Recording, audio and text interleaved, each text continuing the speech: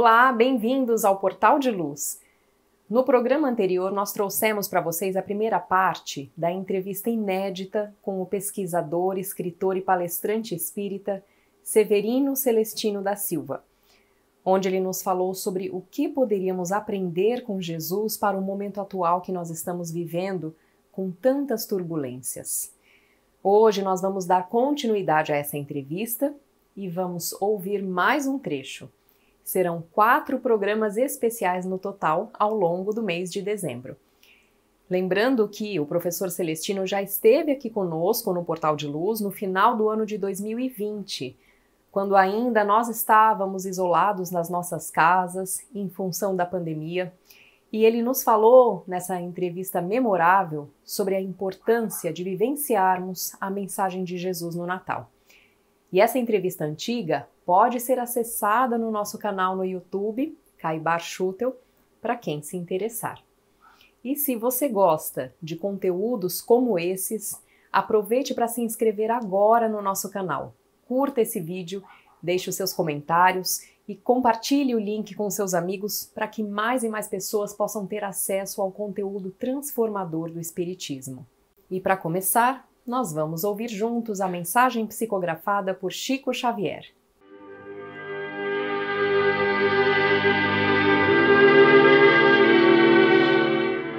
Reflete nas provações alheias e auxilia incessantemente. Louvado para sempre o trabalho honesto, com que te dispões a minorar as dificuldades dos semelhantes, ensinando-lhes a encontrar a felicidade através do esforço digno. Bendita a moeda que deixas escorregar nas mãos fatigadas, que se constrangem a implorar o socorro público. Inesquecível a operação da beneficência com a qual te desfazes de recursos diversos para que não haja penúria na vizinhança. Abençoado o dia de serviço gratuito que prestas no amparo aos companheiros menos felizes. Enaltecido o devotamento que empregas na instrução aos viajores do mundo que ainda se debatem nos labirintos da ignorância.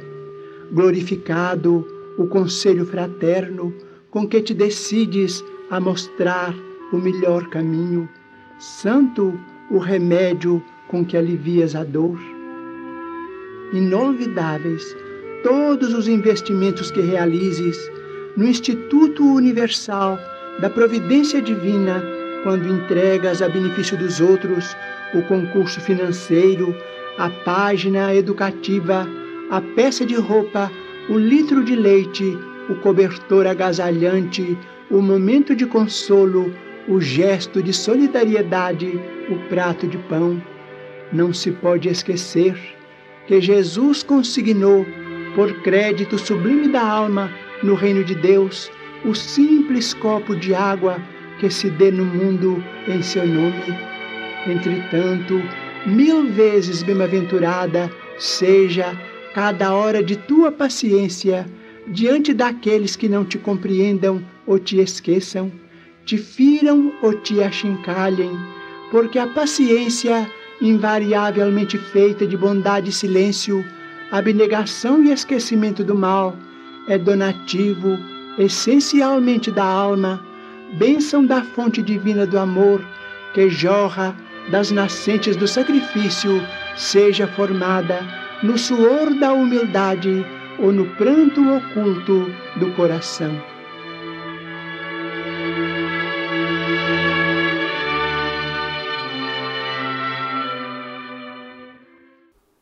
A entrevista que nós vamos assistir e que agora estaremos conferindo já a segunda parte foi concedida para o podcast do jornal Folha Espírita, com a participação das jornalistas Cláudia Santos e Helene Gritzapis, e também pode ser acessada por lá. Aqui no Portal de Luz, nós dividimos em um total de 4 programas especiais com o professor Celestino, em função do nosso tempo, que é um pouco mais curto. Nós finalizamos no programa anterior com o professor falando sobre a importância de entendermos a união entre ciência e religião, porque ambas vêm de Deus. E cada vez mais, ao serem sinceramente sentidas por nós, irão também nos conduzir a Deus. Vamos começar então com o professor trazendo as palavras de Louis Pasteur sobre esse tema. A gente pode entender o que diz Louis Pasteur, aquele que hoje a gente toma um leitinho pasteurizado, porque ele foi o descobridor da pasteurização, né? Ele dizia que pouca ciência afasta de Deus, mas muita ciência dele aproxima. Então, essas questões estão exatamente presas a esses conceitos, porque aquele que pensa que sabe tudo, é como diz o filósofo, eu sei que nada sei. A gente vai todos os dias descobrindo que nós éramos, eu não digo cego, porque o cego realmente ele não vê nada do ponto de vista físico, mas do ponto de vista evolutivo e espiritual, nós podemos dizer que nós somos deficientes visuais, porque a gente não enxerga coisas tão palpáveis e tão importantes. Eu trabalho com ciência há aproximadamente, eu tenho já 40 anos de formado, então eu já estou com meio século de trabalho na área científica. E a ciência, na minha área, a filosofia, a genética, a citologia, a histologia, a hematologia, que eu fiz antes. Eu fiz até o 3º ano do curso de medicina, e foram as bases para a ciência que eu conheço até hoje. Mas o curso de graduação que eu fiz e me formei em 1977, esse curso não serve mais para nada. De lá para cá, a ciência deu um salto quântico que a odontologia que eu realizo hoje, ainda faço um pouco de clínica, ainda vou ao meu consultório para não perder a prática, mais por amor do que por interesse material, é algo que me conforta muito. Antigamente as pessoas chegavam e eu tinha que dizer para ela, olha, seu dente não tem jeito, não tem solução para ele, você vai perder e vai ficar, na expressão da palavra, banguelo, ou vai depender de uma prótese de resina, que você vai carregar aquele peso para o resto da vida. E hoje não, hoje eu digo, olha, hoje você quer no seu diagnóstico para imediato ou para futuro. Porque eu tenho 3 diagnósticos para você, sobra hoje. Então, hoje você pode ter 3ª, 4ª, 5ª dentição, sem nenhum problema. Tá certo? As pessoas hoje podem sorrir, e o profissional da minha área pode sorrir pela alegria de devolver a beleza do sorriso, que é uma coisa tão importante, é a porta da janela da alma, da nossa convivência, é o sorriso. Então, desrespeitar a ciência ou não entender a importância que ela representa na sociedade, ainda é algo que o homem precisa conhecer. E outra coisa, ciência não tem nada a ver com política. Não vamos politizar a ciência. Ela tem o seu papel muito importante na sociedade. E aqueles que são realmente espiritualizados, como o próprio Cristo, valorizam a ciência. Basta você ver que, graças a Deus, nós temos a lucidez de Kardec, dizendo que espiritismo sem ciência falta-lhe base, né? E que a ciência sem o espiritismo também não tem explicação para muitas questões. Então, elas precisam caminhar juntas e convergentes. Muito bem. Professor, voltando para a nossa conversa durante a pandemia, como disse a Helene, o senhor nos ressaltou que tudo estava previsto, predito, preparado, e que ninguém poderia alegar que não teve um aviso do que viria, né? Aos poucos, a gente vê que a vida voltou ao normal, mas a gente teve mudanças na forma como nós trabalhamos, como nós nos relacionamos. Enfim, na época, nós éramos otimistas, né, de que a humanidade sairia melhor com a pandemia. Nós falamos sobre isso. Hoje, a gente gostaria de saber qual a sua visão sobre esse novo normal. Na verdade, não é é um novo normal, mas não é normal como era antes da pandemia. O que nos demonstra, Cláudia, que a pandemia nos trouxe um grande recado. A pandemia, o primeiro recado dela foi que a gente precisava se unir. Deus pegou a gente, Jesus pegou a gente, colocou dentro de casa para reajuste material e espiritual. Aconteceram muitas tragédias. Mas, ao contrário, aconteceram também muitas reafirmações de amor, de fraternidade, de estrutura familiar. Nunca a família esteve tão reunida por uma obrigação, não é? É como se nós estivéssemos, entre aspas, de castigo para reparar algo que a gente até então não reparava. Eu fui descobrir que a paisagem da janela da minha casa era muito bonita, mas eu não tinha tempo de verificar, de olhar o mundo de dentro de casa. Eu comecei a descobrir plantas no meu jardim que eu não tinha tempo de olhar para elas. Então, eu comecei a valorizar coisas que não eram coisas materiais, mas coisas espirituais.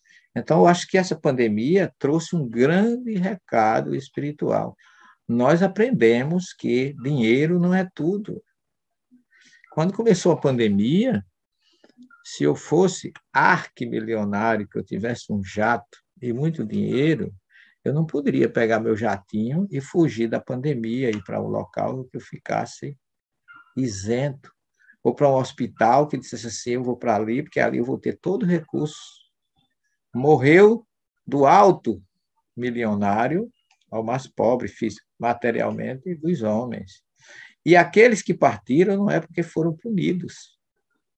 Vê a obra de Manuel Filomeno de Miranda, que Divaldo recebeu durante esse processo, e você vai ver que muitos daqueles que partiram foram convidados pela espiritualidade para receber outros que iriam partir e que eles tinham mais condições de auxiliá-lo, mostrando que esse processo da nossa evolução não sofreu nenhuma interrupção, pelo contrário, ele deu um salto quântico, porque nós saímos dela mais maduros, valorizando coisas que a gente não valorizava, e agradecendo a Deus e reconhecendo que Jesus nos mandou um grande recado, que é quantas solidariedades, quantas pessoas nas madrugadas indo para a rua levar comida para os mais pobres,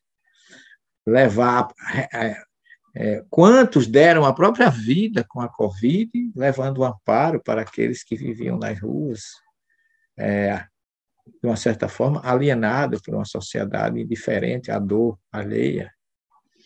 Então, surgiram quantos samaritanos nesse processo, quanta coisa bela, né?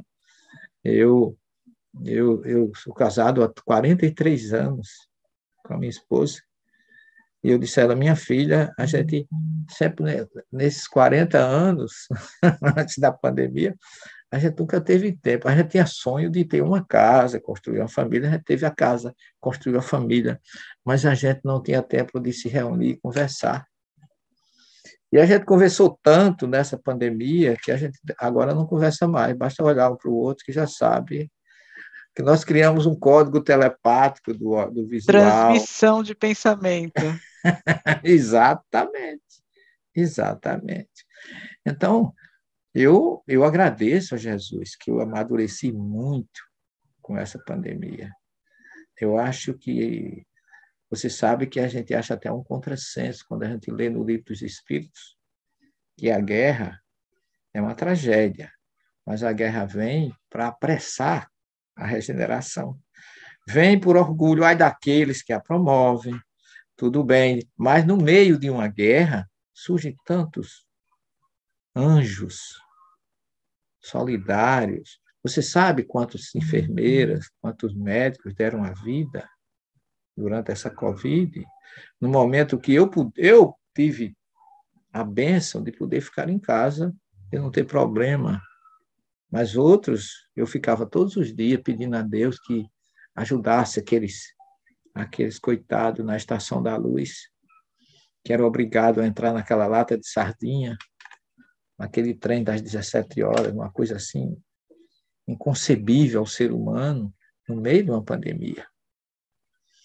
Então, a gente encontra lições nos outros, que a gente diz assim, meu Deus, eu não sou digno de ter o que eu tenho, de merecer o que eu tenho recebido. Então, acho que a sociedade não foi a mesma, não é a mesma, porque a pandemia, não se engane, ainda não foi embora, mas ela teve um motivo de apressar um objetivo maior, na minha humilde observação, ela avançou e apressou muito a transição planetária. Houve um salto quântico aí, né? As pessoas passaram, aqueles que fracassaram por indiferença, não foram poucos, mas isso também estava previsto.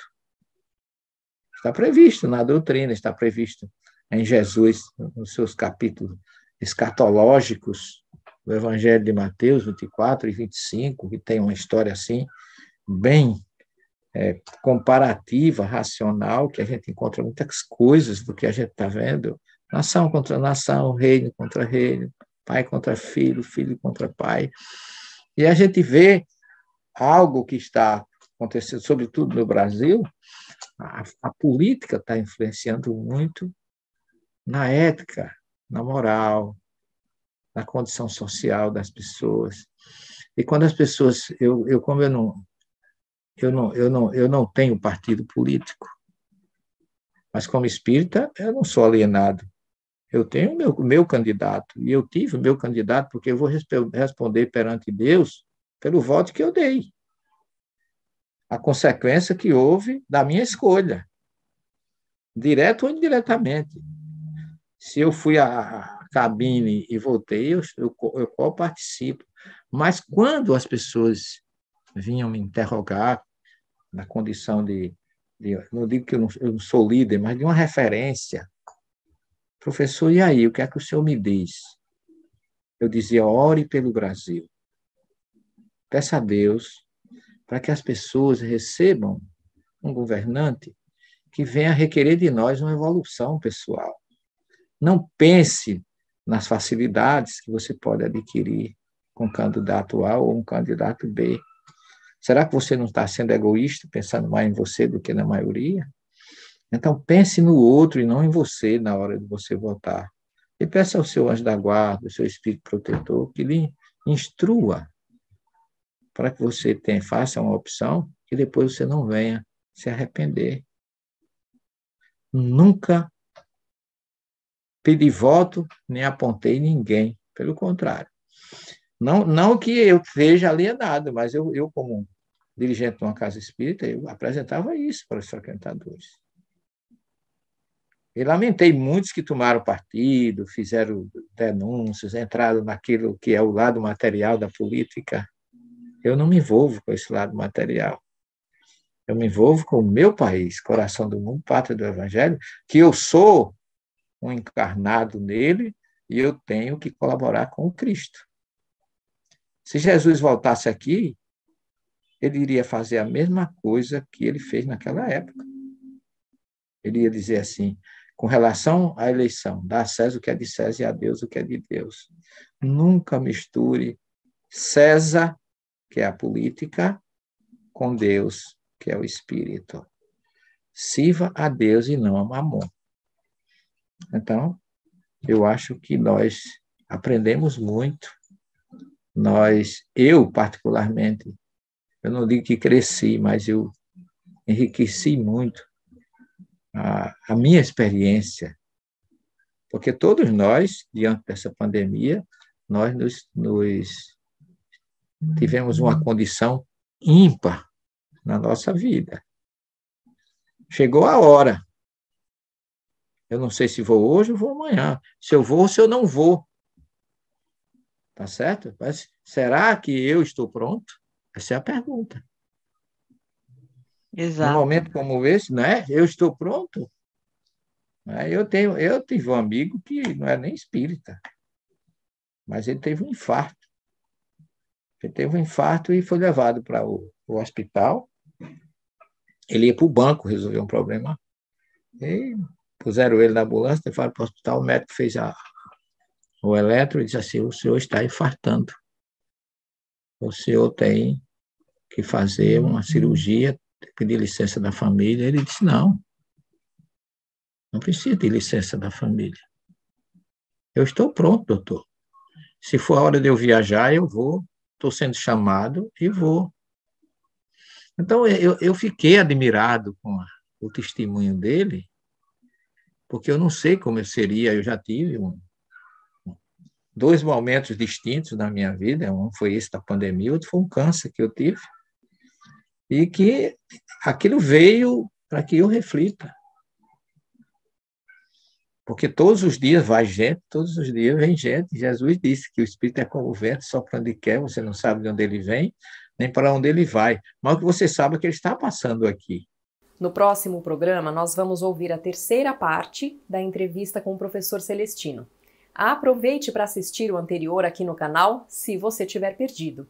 E, se você gostou do nosso conteúdo, se inscreva no nosso canal e acione o sininho para receber a notificação de todos os nossos programas. Nós temos conteúdos inéditos diariamente e também para conferir o programa da semana que vem, que vai estar imperdível.